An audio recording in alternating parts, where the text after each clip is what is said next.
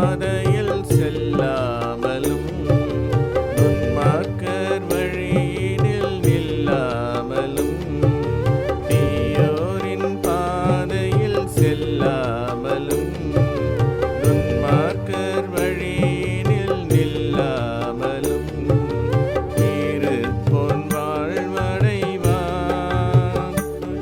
அவன் செய்வதெல்லாம் வாய்க்கும். இருப்போன் வாழ்வடைவான்.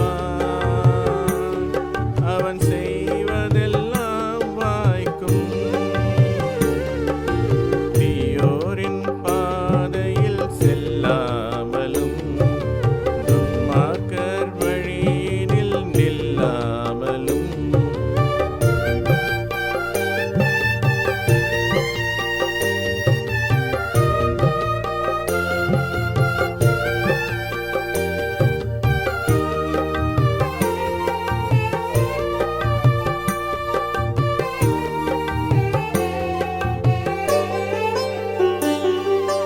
நீரோடை அருகினில் கரு போலவே வாழ்வெல்லாம் கனி தந்து செழித்திருப்பான். நீரோடை அருகினில் கரு போலவே வாழ்வெல்லாம் கனி தந்து செழித்திருப்பான். அவனே வாழ்வடைவான். அவன் செய்வதெல்லாம் வாய்க்கும். அவனே வாழ்வடைவான். அவன் செய்வதெல்லாம் வாய்க்கும். தீயோரின் பாதையில் செல்லாமலும் துன்மார்க்கர் வழியினில் நில்லாமலும்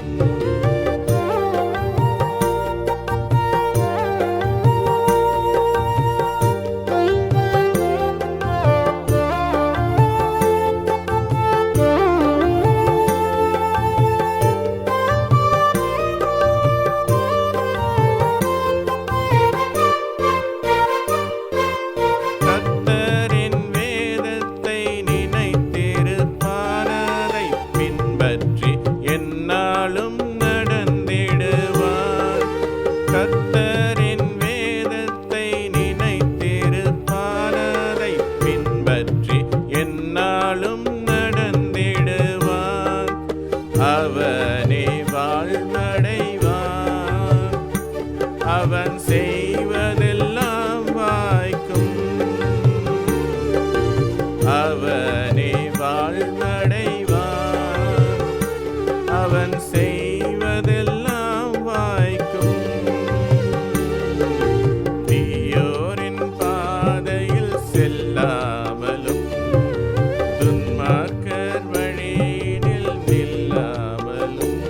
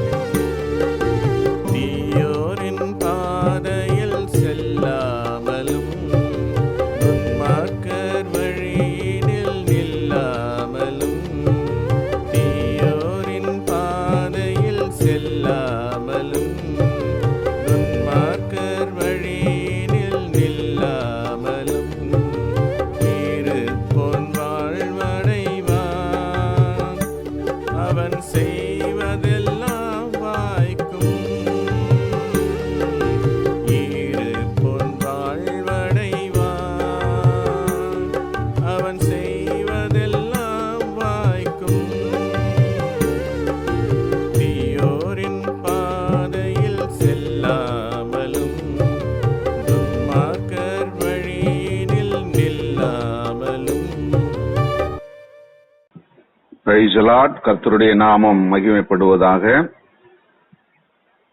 என் கண்மலையும் மீட்பெருமாகிய கர்த்தாவே, அடியனுடைய வாயின் வார்த்தைகளும் கேட்கிற உம்முடைய பிள்ளைகளுடைய இருதயத்தின் நினைவுகளும் உம்முடைய சமூகத்தில் ஒன்றாயிருப்பதாக. ஆமேன். ஆண்டவரும் இரட்சகரும் ஆகிய இயேசு கிறிஸ்துவின் நாமத்தினாலே இந்த அதிகாலை நேரத்தில் தொலைபேசியின் வாயிலாக கூடி வந்திருக்கிற எனது அன்பு சகோதரிகள் சகோதரர்கள் யாவரையும் நான் மனதார வாழ்த்துகிறேன். கர்த்தர் உங்கள் ஒவ்வொருவரையும் உங்கள் குடும்பங்களையும் ஆசீர்வதித்து நடத்துவாராக. இந்த நாளிலே கர்த்தருடைய திருவசனத்துக்கு நேராக நாம் கடந்து போகிற பொழுது ஒரு தலைப்போடு கூட நாம் கலந்து போகிறோம். இன்றைக்கு தியானத்திற்கு எடுத்துக்கொண்ட தலைப்பு கிறிஸ்துவுக்குள் வாழ்வு நித்தியமானது. நல்லா கவனிங்க. கிறிஸ்துவுக்குள் வாழ்வு நித்தியமானது, அது பர்மனண்டானது. அதை குறித்து சில வசனங்களை நான் நினைப்பூட்டி ஜெபித்து கடந்து போகலாம். நம்முடைய வாழ்வில் சாதாரணமாகவே கஷ்டம் இல்லாத வாழ்வு ஒரு மனிதனுக்கும் கிடையாது. எவ்வளவு செல்வ செழிப்பாய் வாழ்ந்து கொண்டிருந்தாலும் சரி, அல்லது ஒரு மிடில் கிளாஸ் நடுத்தர குடும்பமா இருந்தாலும் சரி, அல்லது ரொம்ப ஏழ்மை நிலையில தரித்திரராய் வாழ்கிறவர்களாய் இருந்தாலும் சரி, அது கிறிஸ்தவர்கள் மட்டுமல்ல, பொதுவா எல்லாருடைய வாழ்க்கையிலும் ஏதாவது ஒரு கஷ்டம், ஒரு சூழல் இருந்து கொண்டுதான் இருக்கும்.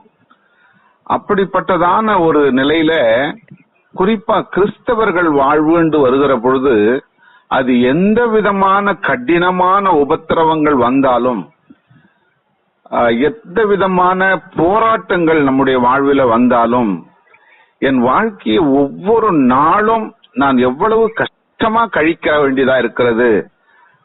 எல்லாரும் என் முன்னாடி கண் முன்னாடி பாக்குறேன், நல்லா இருக்காங்க, இவர்கள் கடவுளையே அறியல, அவன் மனம் போன போக்குல வாழறான், ஆனா அவன் நல்லா இருக்கான் இல்லையா? அந்த மாதிரி நினைக்கிறோம் நம்ம. அது இயற்கை தான், எல்லா மனுஷனுங்களுக்கும் வரக்கூடிய ஒரு இயல்பான சிந்தனை தான்.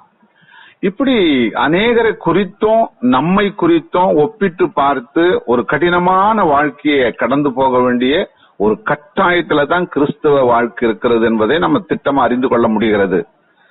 குறிப்பா பாத்தீங்கன்னா நம்முடைய வாழ்வில் இன்னைக்கு முதல் எடுக்கும் பொழுதே ஒரு இன்ட்ரடக்ஷன், ஒரு தெளிவான ஒரு சிந்தனையை கொடுத்தாங்க.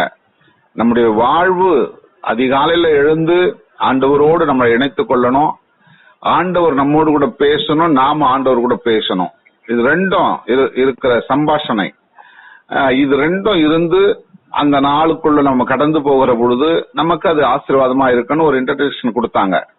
அதே போல நம்முடைய வாழ்வில் ஏராளமான சம்பவங்களை சொல்லிக்கொண்டே போகலாம்.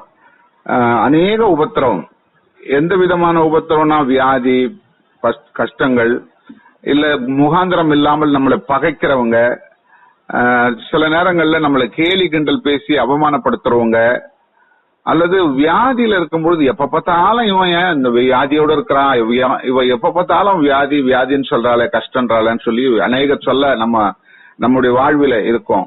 இது இவங்க கூடி வந்திருக்கிறவர்கள் வாழ்வில அப்படி இருக்குதா இல்லையான்னு தெரியாது. நம்மளை சார்ந்துள்ள மக்கள், நம்மள அக்கம் பக்கத்துல உள்ள மக்கள், அல்ல நண்பர்கள் மத்தியில, அலுவலகத்துல வேலை பார்க்கிற இடத்துல, திருச்சபையில, இப்படி பலதரப்பட்ட சூழல்களில, அல்லது நம்ம குடும்பத்துல கூட எங்கேயோ ஒன்று ரெண்டு இப்படி கட்டாயம் இருக்கத்தான் செய்யும்.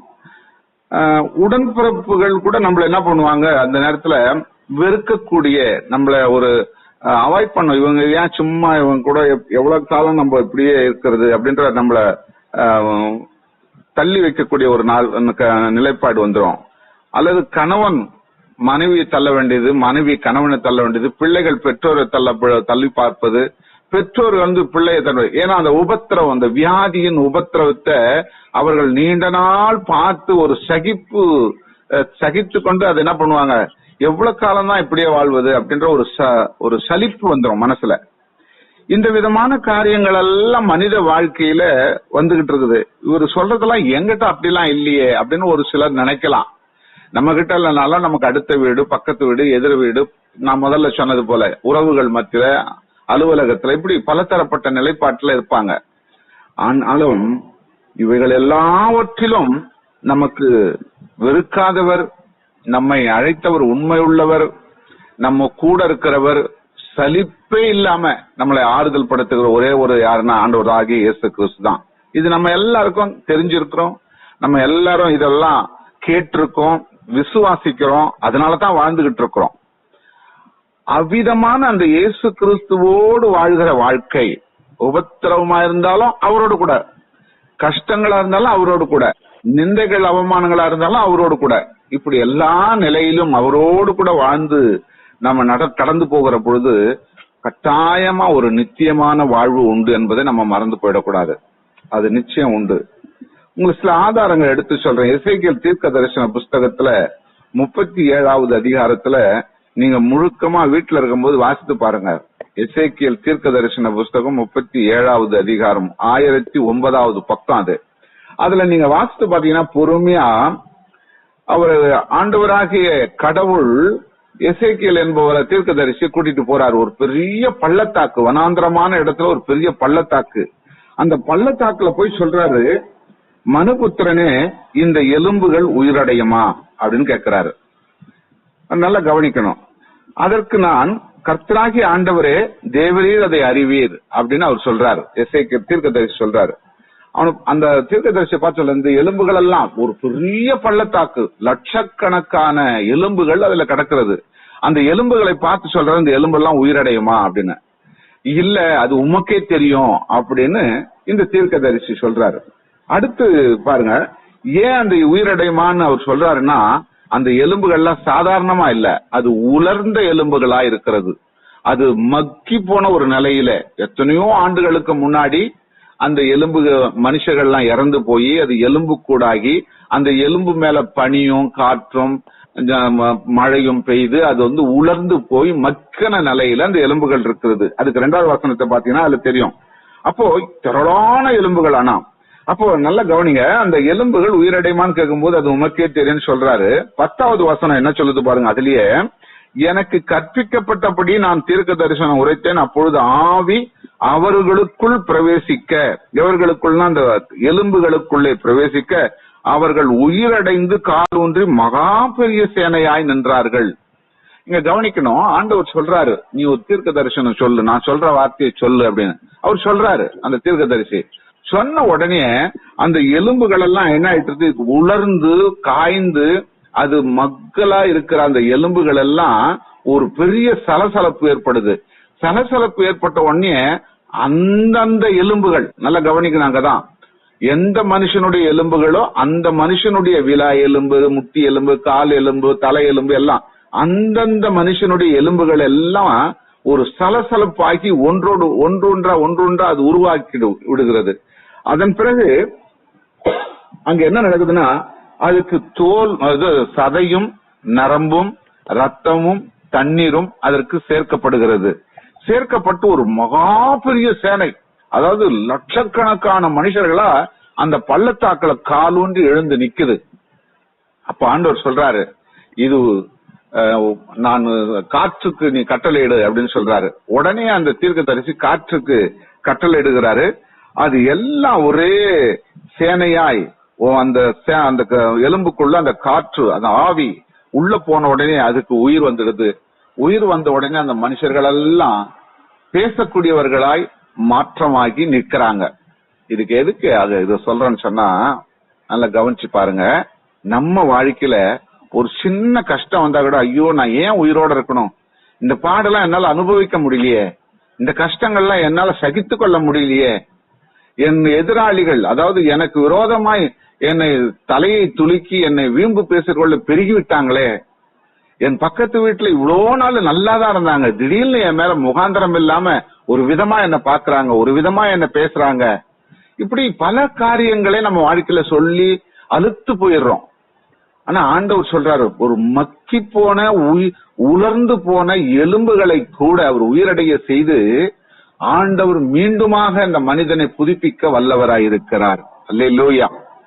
ஆகவே நான் என்ன சொல்ல வரேன், இவ்விதமான செயல்பாடுல நாம கடந்து போனாலும் கூட அந்த ஆண்டவர் கூட நம்ம இருக்கிறோமான்றதுதான் ரொம்ப ரொம்ப முக்கியம். அங்க 14வது வசனம் சொல்லுது, கவனிங்க.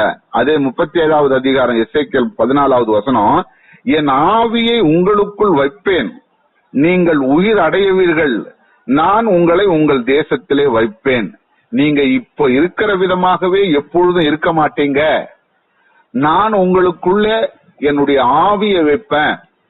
அதாவது செத்து போனவங்களுக்கு மாத்திரம் இல்ல, உயிரோடு இருக்கிறவர்களுக்கு கூட அவருடைய பரிசுத்த ஆவியானவருடைய வல்லமையை நம்ம மேல வைத்து நம்மை சரியான சீர்படுத்தி உங்க தேசத்துல உங்கள் மக்கள் மத்தியில நான் நிமிர்ந்து நிக்க செய்வேன் அப்படின்னு சொல்றாரு பாருங்க. அப்போ இந்த ஆண்டவரை குறித்து நாம நல்லா யோசித்து பாக்குறோம். ஐயோ, நான் இப்படி ஆண்டவரை தப்பா பேசிட்டேன், ஏன் எனக்கு இதை செய்யலன்னு கேக்குறேனே, ஏன் ஆண்டவர் கண்ணு இல்ல மூக்கு இல்ல அவரு என்னமோ என்று சொல்லி உலகம் பேசுறது போல நானும் பேசிட்டேனே அப்படின்னு சொல்லி நம்மை நாமே ஆராய்ந்து பார்க்கணும். ஏசாயா தீர்க்க தரிசன புஸ்தகம் 26வது அதிகாரம் 3வது வசனத்துல சொல்லப்படுகிறது. ஏசாயா 26:3 உம்மை உறுதியாய் பற்றி கொண்ட மனதுடையவன் உம்மையே நம்பியிருக்கிறபடியால் நீர் அவனை பூரண சமாதானத்துடன் காத்துக் கொள்வீர். அவரையே நம்பியிருக்கணும். அதுதான் ரொம்ப ரொம்ப முக்கியம். நம்முடைய வாழ்க்கையில செல்வங்கள் வரும் பொழுது தேவனை விட்டு தூரமா போயிடுறோம். கஷ்டங்கள் வரும் பொழுது ஆண்டவரே ஆண்டவரே ஆண்டவரேன்னு சொல்லி ஜெபிக்கிறோம். அப்படி இல்ல, அப்படி இல்லவே இல்லை. இஸ்ரவேல் மக்கள் அப்படிதான் செஞ்சாங்க. ஆனா ஆண்டவர் சகித்து சகித்து சகித்து பார்த்துட்டு அவர்களுக்கு பெரிய ஆபத்து சூழ்நிலைகள் எல்லாம் அனுமதித்தார். ஏன்னா இந்த மக்கள் வணங்கா கழுத்துள்ளவர்கள், கடின நெற்றி உடையவர்கள், இருதய கடினம் உள்ளவர்கள், இப்படி பல காரியங்கள் அவர்களுக்கு சொல்லி பல ஆபத்துக்குள்ளாக அவர்களை கடந்து போக வைத்தார். ஆகவே நான் என்ன சொல்ல வரேன், தீர்க்கதரிசி சொல்வது போல உண்மையாய் அவரை பற்றி கொள்ள வேண்டும். அவர் உண்மையாய் அவரை நம்பியிருக்கணும். அப்பொழுதுதான் பூரண சமாதானத்துடன் அவரை காத்துக்கொள்வார் என்று திட்டமா அந்த தீர்க்கதரிசி சொல்றார். ஓசியா தீர்க்கதரிசி என்ன சொல்றாரு பாருங்க. ஓசியா தீர்க்கதரிசி 6வது அதிகாரம் 4வது வசனத்துல உங்கள் பக்தி காலையில் காணும் மேகத்தை போலவும் விடியற் காலையில் தோன்றும் பனியை போலவும் ஒழிந்து போகிறது. நான் அதிகாலையில் எழுந்துட்டேன், 4 மணி 4:15 மணிக்கெல்லாம் என்னை எழுப்பி விட்டுட்டாங்க. இப்ப நான் ஆண்டவர் சமூகத்துல உட்கார்ந்துட்டேன். நல்ல அருமையா ஜெபம் பண்ணாங்க, ஆலோசனை கொடுத்தாங்க. அப்புறம் திருவசனத்தை ஒருவர் நல்லா பேச கேட்டேன். என்னுடைய லைஃப் நல்ல ஹாப்பியா இருக்கு அப்படின்னு சொல்லி அதோட முடிஞ்சு போறதல்ல. அதோட அல்ல, இன்றைக்கு என்ன நம்ம சத்தியத்தை கேட்கிறோமோ அதை இந்த நாள் முழுவதும் நம்முடைய இருதயத்துல ரீங்காரம் இடணும், சுத்தி சுத்தி சுத்தி வரணும். அதே சிந்தனையோடு இருக்கணும். நான் இன்றைக்கு ஆண்டவர், இந்த மனுஷனுடைய சத்தத்துல ஆண்டவர் என்னோட கூட பேசினார், பரிசுத்த ஆவியானவரை கொண்டு அந்த மனுஷன் பேசினார். அந்த சிந்தனையோட நான் எம்மாத்திரம் தான். நல்லா யோசித்து பாருங்க. நான் எம்மாத்திரம் பாருங்க. நான் கடவுளை பத்தி சொல்லி உங்களுக்கு ஆலோசனை சொல்லி நிமிர்ந்து நிக்க சொல்றதுக்கு நான் எம்மாத்திரம். ஆண்டவர் சமூகத்துல நான் 2 மணி நேரம் உட்கார்ந்து முழங்கால் படியிட்டு ஜெபித்து, ஆண்டவரே நாளைக்கு அதிகாலையில அந்த தூக்க கலக்கத்தை விட்டு எழுந்து வர்ற உங்களுடைய பிள்ளைகளுக்கு நான் என்ன சொல்லட்டும்பா, நான் சுயமா சொன்னா ஒருத்தருக்கு கூட பிரயோஜனம் இல்லப்பா, அதனால நீங்க என்ன சொல்றீங்களோ அதைத்தான் நான் அவங்களுக்கு சொல்லுவேன். அந்த அப்படி சொல்லும் போதுதான் அந்த வார்த்தை அவங்க இருதயத்துல அது கிரிய செய்யும் சொல்லி நான் முதல்ல ஆண்டவர்கிட்ட உட்கார்ந்து கேட்டு சில குறிப்புகளை எடுத்து எழுதி வைத்து நினைவுக்காக எழுதி வைத்து அதை காலையில கொண்டு ஜபத்தோடு உங்களிடத்துல நான் சொல்லும் போதுதான் ஆண்டவர் உங்களோடு அதை கிரியை செய்ய ஆரம்பிப்பார். அப்ப இந்த கிரியை செய்கிற அந்த காரியம் என்னன்னா, இன்னைக்கு நாள் முழுவதும் அந்த இரவு படுக்கைக்கு தூக்கத்துக்கு போற வரைக்கும் அது நம்ம இருதயத்துல ரீங்காரம் விட்டுக்கிட்டே இருக்கணும், திரும்ப திரும்ப திரும்ப வந்துகிட்டே இருக்கணும். அப்பதான் நீங்க ஆண்டவரை உறுதியாய் பற்றி கொண்டிருக்கிறீர்கள். நான் இதோட அந்த காலையில அங்க சொல்றாரு பாருங்க, ஓசியால சொல்றது போல உங்கள் பக்தி, அதாவது ஆண்டவரோடு இருக்கிற அந்த பக்தி காலையில் காணும் மேகத்தை போல விடியற்காலத்தில் தோன்றும் பனியை போல. 2 சொல்றாரு, மேகமும் பனியும் நிரந்தரமா இருக்குதுங்களா? மேகமும் பனியும் நிரந்தரமா நிக்குமா? மேகம் ஒரே இடத்துல நிக்குமா? இன்னைக்கு காலையில வெளியில நின்னு மேல வாகனத்துல பார்க்கும்போது இருக்கிற மேகம் மறுபடியும் 12 மணிக்கு பார்த்தா அதே இருக்குமா? இருக்காது, அது போய்கிட்டே இருக்கும். அதே போல காலையில விடிய காலையில இந்த நேரத்துல பெய்யற பனி ஒரு 6 மணி 7 மணிக்கெல்லாம் இருக்குமா? இருக்காது, அது கலைஞ்சு போயிடும். அத போலதான் உங்க பக்தி இருக்குது அப்படின்னு ஓசியா சொல்றாரு. அந்த மாதிரி பக்தி நமக்கு இருக்குமானால் நாம் இந்த விதமான செயல்பாட்டிலே இந்த விதமான ஆண்டவருடைய பற்றுதலிலே இருக்க முடியாது. லூக்கா 8வது அதிகாரம் 45 சில அந்த பழைய புதிய ஏற்பாட்டு காலத்தில் நடந்த சம்பவங்களை நினைப்பூட்டுறவங்களுக்கு 12 வருஷம் பெரும்பாடு உள்ள ஸ்திரீ, 8வது அதிகாரம் 45வது வசனத்துல லூக்கா 8:45 12 வருஷம் பெரும்பாடு உள்ள ஸ்திரீ. பெரும்பாடுனா உங்களுக்கு தெரியும், அதுவும் குறிப்பா பெண்கள் நீங்க அதிகமா இருக்கிறீங்க. இதுல பெண்களுக்கு பெரும்பாடு என்றது அந்த மாத போக்கு, அந்த கெட்ட அந்த பிளட் வெளியில போற காரியம், அந்த 12 வருஷமா அந்த ஒரு பெண்ணு கஷ்டப்படுறா. அவங்க சொல்லப்பட்டிருக்கு அந்த வசனத்துல, தன்னுடைய ஐஸ்வர்யத்தை எல்லாம் செலவு பண்ணிட்டாங்க வைத்தியருக்கு. வைத்தியர் சரியா போட்டிருக்குது அதுல. தங்களுடைய செல்வத்தை எல்லாம் அவங்க என்ன பண்ணிட்டாங்க, செலவு பண்ணியும் ஒரு வைத்தியராலையும் அவங்கள குணப்படுத்த முடியாம இருந்தாங்க. ஆனா ஒரே ஒரு நிமிடம் ஆண்டவருடைய வஸ்திரத்தின் ஓரத்தை தொட்ட பொழுது அவங்களுக்கு சுகம் கிடைச்சதாக சொல்லப்படுகிறது. அப்ப நல்லா யோசிச்சு பாருங்க, எத்தனை உபத்திரவங்கள் மத்தியிலும் அந்த அம்மா என்ன பண்ணாங்க, விசுவாசம் வந்தது. ஆண்டவரோடு இருக்கிற அந்த விசுவாசம் அவர்களை உறுதி செய்து கொடுத்தது. அது மட்டும் நாயின் ஊர் விதவைன்னு சொல்லப்பட்டிருக்கிறது. அங்க என்ன நடக்குது, கைம்பெண்னா இளம் விதவை. அவங்க முதிர் வயதாகி விதவையாகல, சின்ன பொண்ணாகவும் விதவையாகல. கைம்பெண் சொல்லும் போது இளம் விதவை, அதாவது நடுத்தர வயது உள்ள ஒரு பெண் ஒரு வாலிப பிள்ளைய வளர்த்து சாக கொடுத்துட்டாங்க. அந்த சாகருக்கு செத்து போன அந்த வாலிபனை அந்த ஊர்ல இருக்கிறவங்க எல்லாம் ஒரு பாடை கட்டி தூக்கின்னு வராங்க. அந்த பெண்ணை அழுதுட்டு வராங்க. அந்த இளம் விதவையானப்பட்டவங்க அழுதுட்டு வராங்க. ஆண்டவர் எதிர்கொண்டு போகிற பொழுது அந்த பாடையை நிறுத்த சொல்லி தொட்டார். தொட்ட உடனே அந்த இறந்து கடத்தி வச்சிருக்கிற அந்த வாலிபன் எழுந்து உட்கார. இந்த சம்பவங்கள்லாம் நம்ம பலமுறை கேட்டிருக்கிறோம். அப்ப நல்லா கவனிங்க, அங்க நடந்தது என்ன, அவர் தொட்ட மாத்திரத்துல கொண்டு போய் கல்லறையில புதைக்க வேண்டிய அந்த பாடிய எழுந்து நடக்க பண்றாரு. அவர் பேசுறான் அந்த பையன், வாலிப பையன். அப்போ தேவனுடைய அந்த வல்லமை, பவர் அதற்குள்ள கடந்து போகனபடியினாலே, அவருடைய பரிசுத்த ஆவியனுடைய வல்லமை அங்கே தொட்டபடியினாலே, இந்த உலர்ந்த எலும்புகளை தேவனுக்கு எப்படி அந்த ஆவியை உள்ள அனுப்பும் பொழுது அது எத்தனையோ ஆண்டுகளுக்கு முன்னாடி மரித்து சதையும் அவருடைய ரத்தமும் தண்ணீரும் எல்லாம் உலர்ந்து போய் எலும்புகள் எல்லாம் காய்ந்து மக்கி போன நிலையில் இருந்த அந்த எலும்புகளுக்கு உயிர் கொடுத்த ஆண்டவர் இங்கே அடக்கம் பண்ணுவதற்கு எடுத்துக்கொண்டு போகிற ஒரு வாலிபனை உயிரடைய செய்கிற தேவன். எல்லாரும் வியப்பு, எல்லாம் அந்த தேசம் எல்லாம் அந்த சங்கதி பரவி போகுது. அப்போ காரணம் என்ன, ஆண்டவருடைய அந்த வல்லமை, அந்த பவர் அவனுக்குள்ள கடந்து போகிற பொழுது அவன் உயிர் பெற்று எழுந்திருக்கிறான் என்று வேதம் திட்டமாய் சொல்லுகிறது. அது மட்டுமல்ல, யோபு சொல்றாரு, அவருக்கு இருந்த எல்லா செல்வங்களும் என்னென்ன, எத்தனை மாடுகள், எத்தனை ஏர் மாடுகள், எத்தனை எல்லாம் சொல்லப்பட்டிருக்கிறது. 10 பிள்ளைகளை பெற்றார். பெண் பிள்ளைகளும் ஆண் பிள்ளைகளும் 10 பேரை பெற்றார். 10 பேரும் ஒரே நாள் எல்லாம் அழிஞ்சு போயிடுது. அவர் சொத்தெல்லாம் போயிடுது. ஒட்டகங்கள், ஆடு, மாடு எல்லாம் போயிடுது. அவருக்கு ஒன்றுமே இல்லை. வீடெல்லாம் இடிஞ்சு போயிடுச்சு. மனைவியும் அவரும் தான் தப்பிக்கிறாங்க. நல்ல செல்வ சீமானா இருந்த ஒரு மனுஷன். அது கொஞ்சம் நம்ம அதை படிக்கிறது மட்டும் இல்ல, அதை படிச்சுட்டு கொஞ்சம் சிந்திச்சு பார்க்கணும். அவருக்கு என்ன ஆயிடுச்சு, ஒண்ணுமே இல்லை. இப்போ அவர் சொல்றாரு அந்த வார்த்தையில, அந்த யோபு 1:21, நான் நிர்வாணியாய் வந்தேன், நிர்வாணியாய் போகிறேன்.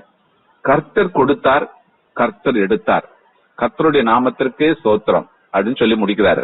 அப்போ தாயின் கருவிலிருந்து வரும்பொழுது நான் உடுத்திட்டு வரல, பணம் எடுத்துட்டு வரல, பகட்டான நல்ல வாசன திரவியங்களை பூசிட்டு வரல, நிர்வாணமா ஒரு பிண்டம் போல வெளியே வந்து விழுந்தேன்.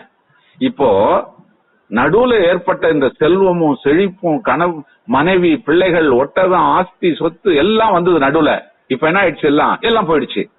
இப்ப நான் எப்படி தாயின் வயிற்றுல இருந்து வந்தனோ அதே மாதிரி நான் ஒரு நிர்வாணி போல இருக்கிறேன். அது மட்டும் இல்ல, அவர் பருக்கள் சூழ்ந்து கொள்ளுது. ஓட்டை எடுத்து சொரிஞ்சுக்கிட்டு நல்ல அந்த பருக்களை தேய்ச்சி சொரிஞ்சிட்டு சாம்பலை போட்டு அந்த சாம்பல்ல உட்கார்ந்துட்டு இருக்கிறாரு. அரிப்பு, உடம்பெல்லாம் அரிப்பு. அப்ப நல்லா யோசித்து பாருங்க, எவ்வளவு பெரிய செல்வ சீமானா இருந்தவரு. பரலோகத்துல தேவன் அவரை பத்தி சர்டிபிகேட் கொடுக்கிறாரு. என்னுடைய தாசானாகி யோபுவை போல பூமியில யாராவது நீதிமான் இருக்கிறானோ அப்படின்னு கேட்கிறாரு. அந்த அளவுக்கு ஒரு நீதிமான், அந்த அளவுக்கு ஆண்டவரோடு நெருங்கி வாழ்ந்தக்கூடிய ஒரு மனுஷன்.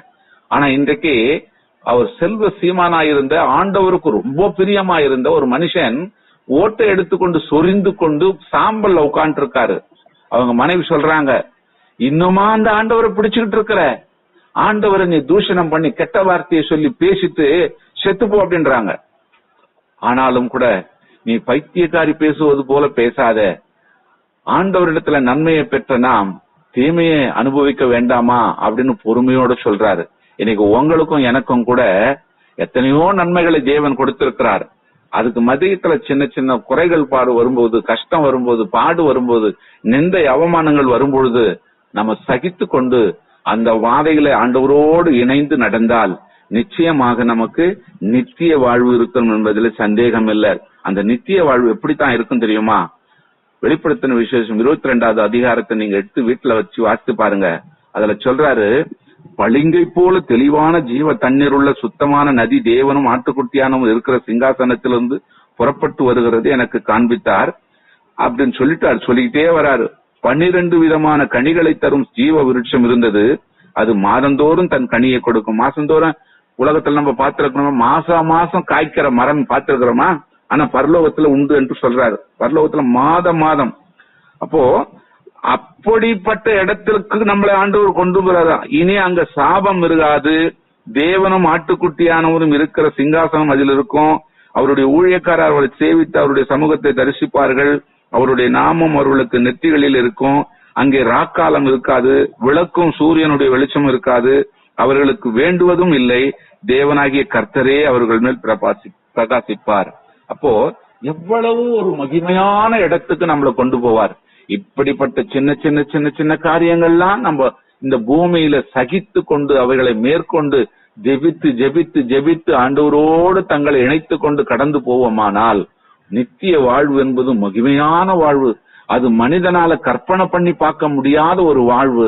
அந்த வாழ்க்கைக்குள்ள நம்மளை இளைப்பாற செய்ய வல்லவராய் இருக்கிறார் நமது ஆண்டவர். பிரியமானவர், இந்த கால வேளையில வந்த உங்களை நான் மனதார வாழ்த்தி கர்த்தருடைய நாமத்தினாலே ஆசீர்வதிக்கிறேன். இந்த சத்தியத்தை நீங்கள் அறிந்து கொள்ளுங்கள். உபத்திரமோ, வியாகுலமோ, கஷ்டமோ, பிரச்சனையோ, போராட்டமோ எல்லாவற்றையும் ஆண்டவருடைய நாமத்தினால நீங்கள் சகித்து கடந்து போங்க. கர்த்தர் உங்களை நிச்சயத்தை கொண்டு போவார். அல்லேலூயா, ஸ்தோத்திரம்.